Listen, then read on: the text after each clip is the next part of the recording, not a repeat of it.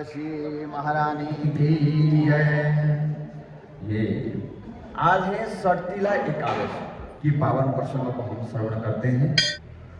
बोले एकादशी महारानी की जय। एक समय दालभ्य ऋषि ने मुनि पुलस्त जी से पूछा, महाराज पृथ्वी लोक के मनुष्य ब्रह्म हत्यादि महान पाप करते, पराये धन की चोरी करते तथा दूसरे की उन्नति को देखकर ईर्ष्या करते हैं।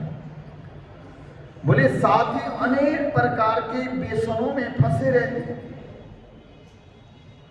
दूसरा थोड़ा सा खुश हो जाता है कि हम दुखी होते हैं, दूसरों को देखकर कि हम ईर्ष्या करते हैं। तो उन्होंने आज प्रश्न किया कि पराये धन की चोरी इत्यादि करना, दूसरों की धन को हड़पना और दूसरे की उन्नति को देखकर ईर्ष्या करना, साथ ही अनेक प्रकार के व्यसनों में फंसना, फिर भी उनको नरक प्राप्त न होने का कोई उपाय हो तो बताइए। ऐसा करते ही हैं लोग। हाँ, और वो न जाने कौन सा दान पुण्य करते हैं जिससे उनके पाप नष्ट हो जाते हैं। बोले यह सब कृपा पूर्वक आप बताइए। पुलस्त मुनि कहने लगे कि हे महाभाग, आपने मुझसे अत्यंत गंभीर प्रश्न पूछा। ये प्रश्न बड़ा गंभीर है और इससे संसार के जीवों का अत्यंत भला होगा। इस भेद को ब्रह्मा विष्णु रुद्र तथा इंद्र आदि भी नहीं जानते, परंतु मैं आपको यह गुप्त तत्व अवश्य बताऊंगा। माघ महीने के लगते ही मनुष्य को स्नान आदि करके शुद्ध रहना चाहिए और इंद्रियों को वश में करके तथा काम, क्रोध, लोभ, मोह, अहंकार, ईर्ष्या और द्वेष आदि का त्याग करके भगवान का स्मरण करना चाहिए और पुष्य नक्षत्र में गोबर, कपास, तिल मिलाकर उनके कंडे बनानी चाहिए। उन कंडों से 108 बार हवन करना चाहिए और उस दिन मूल नक्षत्र और एकादशी तिथि यदि हो तो अच्छे पुण्य देने वाले नियमों को ग्रहण करें। स्नान आदि नित्य क्रिया से निवृत्त होकर संपूर्ण देवताओं के देव श्री भगवान का पूजन करके और एकादशी का व्रत धारण करके रात्रि जागरण करना और उसके दूसरे दिन धूप दीप नैवेद्य आदि से भगवान जी का पूजन करके खिचड़ी का भोग लगाएं, ऐसा लिखा है। हाँ, उसके बाद पेठा, नारियल, सीताफल या सुपारी सहित अर्घ देकर स्तुति करना चाहिए। भगवान आप दीनों को शरण देने वाले हैं, इस संसार सागर में फंसे हुओं का उद्धार करने वाले हैं।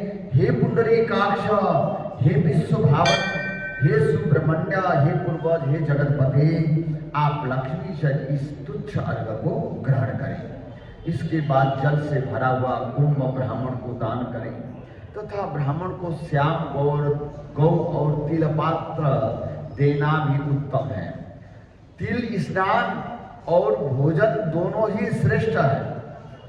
इस प्रकार जो मनुष्य जितने तिलों का दान करता है उतने ही 1000 वर्ष स्वर्ग में वास करता है।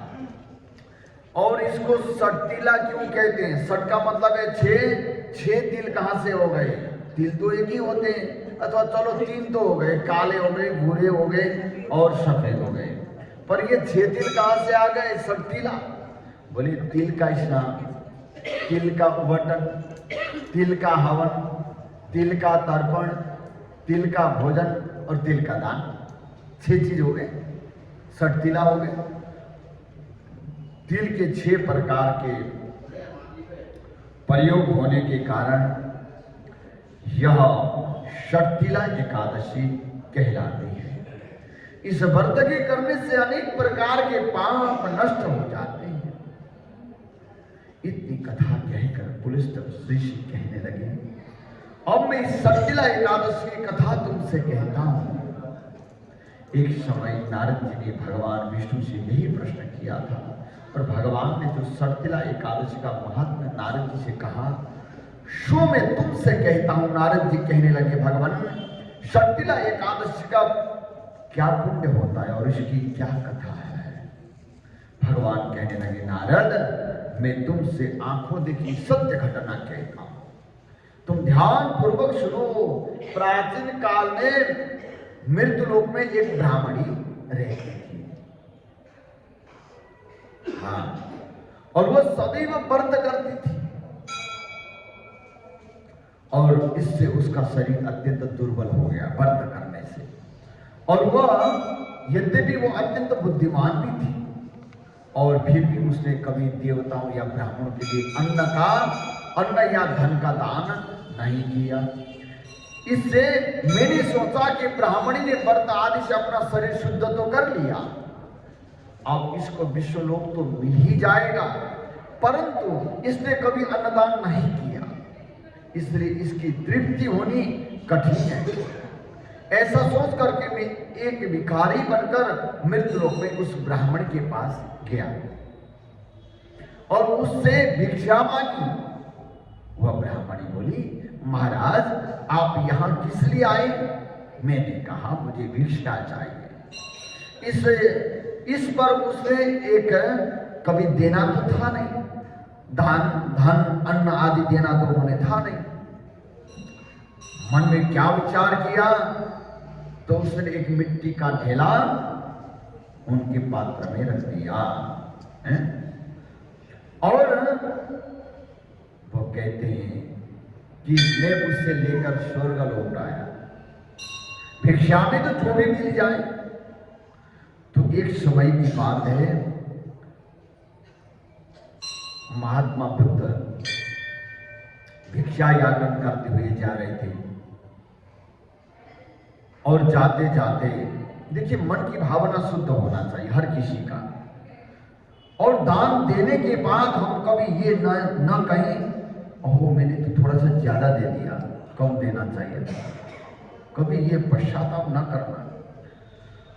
और दान देने के बाद कई लोगों की ऐसा भी होता है, ऐसा जो है ना विचार किए जाते हैं, हो सकता है शास्त्रों में तो लिखा है ऐसा विचार भी लोगों की होती है, मैंने वहां दान दिया है, उस दान को हम कैसे वापसी लें, वापसी लेने का तरीका ढूंढने लग गए। और बहुत समय हो गए, बहुत समय के बाद कहीं कोई ऐसी जो है ना दुकान है, दुकान में चले गए ब्राह्मण देवता। तो जब वहां चले गए तो हाँ इनको हमने दान दे दिया था, 10 का माल था, उन्होंने 40 कह दिया, तो पहले 20 दिया था, 10 और फायदा हो गया, हमने उठा लिया अपना है? तो ऐसे भी लोग होते हैं, ऐसे शास्त्रों में भी कुछ ऐसा उदाहरण दृष्टांत आते हैं। तो महात्मा बुद्ध जी चले गए भिक्षा याचन के लिए और सभी जगह उन्होंने भिक्षा लेना, घर घर जाना, भिक्षा लेना, भिक्षा से जीवन यापन करना, ऐसे चलता रहा बहुत समय तक। एक दिन क्या हुआ, एक घर में गए और वहां पर भिक्षा में क्या दिया, वो जो पोछा होती है ना, पोछा पोछा मार कर रोज भिक्षा में आते हैं, तो भिक्षा में पोछा फेंक के दे दिया। महात्मा बुद्ध जी उसको लेकर चले गए, घर ले जाकर उसको धोया, साफ किया, सुखाया है? और भिक्षा में मिला है जो मिला।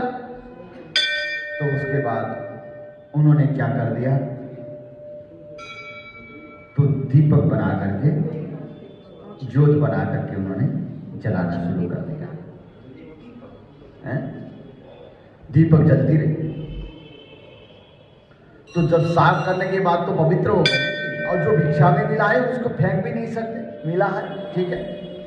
तो उसके बाद समय चलता गया, रोज उनका भिक्षा मांगने के लिए जाना, और उन्होंने रोज डांटना, ये रोज आते हैं, ये रोज आते हैं, ये भिक्षा लेना इनका काम है, मांग के खाते हैं, भीख मांगते हैं, काम तो कुछ करते हैं नहीं। तो रोज वो सुनते हुए जाते थे, रोज सुनना उनका काम था। तो उसके बाद कुछ समय व्यतीत हो गया, तो कई समय के बाद महात्मा बुद्ध जी ने वो बात सुनना बंद हो गया। अरे रोज ये बोलती थी, रोज चिल्लाती थी, एक बार तो मुझे भिक्षा में जो है ना नाराज होकर के पोछा ही दे दिया था। अब ये कहाँ गई? बहुत समय व्यतीत हो गया, बहुत समय के बाद चले गए, घर के अंदर ही चले गए। बोले कहाँ है वो? तो वो जाकर के देखा, वो तो बिस्तर में पड़ी बीमार।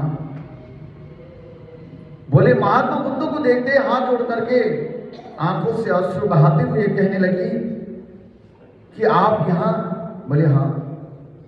बोले मेरे को तो कोई पूछने वाला ही नहीं, क्योंकि मैं सबको डांटती थी, सबको फटकारती थी और सबकी निंदा करती थी मैं। आज आप ही आए मेरे से मिलने, तो कोई आए नहीं, किसी ने पूछा भी नहीं, और तू कैसे? तो आप आए, मैं धन्य हो गई। उन्होंने औषधियां दी। तो उसके बाद तो उन्होंने बताया, देखो तुमने भिक्षा जो दिया था तो बहुत अच्छा भिक्षा दिया है, जो आज तक वो चल रही है। बोले मैंने भिक्षा तो दी नहीं कभी। बोले नहीं, आपने दिया था एक पोछा है, तो आपने सफाई कर रही थी, उसी समय में आया था, आपने वही दे दिया। बोले महाराज उसका क्या किया आपने? बोले वो तो मैंने धोया, सुखाया, और वो तो जोत जल रही है अभी तक जोत चल रही है। आंखों से आंसू भर गई और मन में करुणा आया कि हाथ जोड़ करके कहने लगी, महात्मा बुद्ध से महाराज मुझे क्षमा करना। ऐसे भी होते हैं, परंतु जिनके पास जो होता है तो वही देते हैं। और वो रोज गालियां देती थी और था वही, इसलिए भावना शुद्ध होना चाहिए और हम चीज क्या दे रहे हैं ये नहीं देखना चाहिए। अगर शुद्ध भावना से आप दो, अगर भावना जैसे भी हो तो लेने वाले ने क्या किया? वो सदुपयोग कर दिया। जिनके पास जो होता है वही देता है, महात्मा बुद्ध ने यही कहा। परंतु हम लेने वाले हैं, लेने वाले हम जैसे उसको सदुपयोग करेंगे, हमारा तो सदुपयोग करने का काम है, देने वाले जैसे भी दें। कहने का ये तात्पर्य है भावना शुद्ध होना चाहिए, लेने वाले का भी और देने वाले का भी, दोनों की भावनाएं शुद्ध होना चाहिए। आज उसने क्या किया? भिक्षा में मिट्टी दे दी। ध्यान से सुने, तो मिट्टी दे दी, मिट्टी का ढेला भिक्षा पात्र में डाल दिया। उसको उन्होंने क्या किया? स्वर्ग को लेकर चले गए। कुछ समय के बाद वह ब्राह्मणी भी शरीर त्याग कर स्वर्ग में आ गई। उस ब्राह्मणी को मिट्टी का दान करने से स्वर्ग में सुंदर महल मिला। बोले गोविंद भगवान की। और परंतु उसने अपने घर को अन्न आदि संपूर्ण सामग्रियों से शून्य देखा। हाँ, मकान तो मिल गया सुंदर, परंतु अन्न नहीं। घबरा कर वो कहते हैं कि मेरे पास आई और कहने लगी, भगवान मैंने अनेकों व्रत आदि से आपकी पूजा की, परंतु फिर भी मेरा घर अन्न आदि संपूर्ण वस्तुओं से शून्य है। इसका क्या कारण है? मैंने कहा पहले तुम अपने घर जाओ, वहां 3 स्त्रियां तुम्हें देखने के लिए आएंगी। पहले उनसे सर्तिला एकादशी का पुण्य और विधि सुन लेना, तब दरवाजा खोलना। मेरी वचन सुनकर वह अपने घर गई। जब देव स्त्रियां आई और उन्होंने ब्राह्मणी से द्वार खोलने के लिए कहा, तो ब्राह्मणी बोली, आप मुझे देखने के लिए आई हैं तो सर्तिला एकादशी का महात्म्य कहिए। उनमें से एक देव स्त्री कहने लगी, मैं कहती हूँ, जब ब्राह्मणी ने सर्तिला एकादशी का महात्म्य सुन लिया तब उसने द्वार खोला। देवांगनाओं ने उससे देखा कि न तो यह गंधर्वी है और न आसुरी है, वरना पहले जैसे मानुषी है। उस ब्राह्मणी ने भी उनके कथन अनुसार सर्तिला एकादशी का व्रत किया। उसके प्रभाव से वह सुंदर और रूपवती हो गई तथा उसका घर अन्न आदि समस्त सामग्रियों से युक्त हो गया। इसलिए मनुष्यों को मूर्खता त्याग कर सर्तिला एकादशी का व्रत और तिल आदि का दान करना चाहिए। इससे दुर्भाग्य, दरिद्रता तथा अनेक कष्ट दूर होकर व्रत करने वाले को मोक्ष की प्राप्ति होती है। इति श्री सर्तिला एकादशी व्रत महात्म्य संपूर्णम। बोले एकादशी महारानी की जय।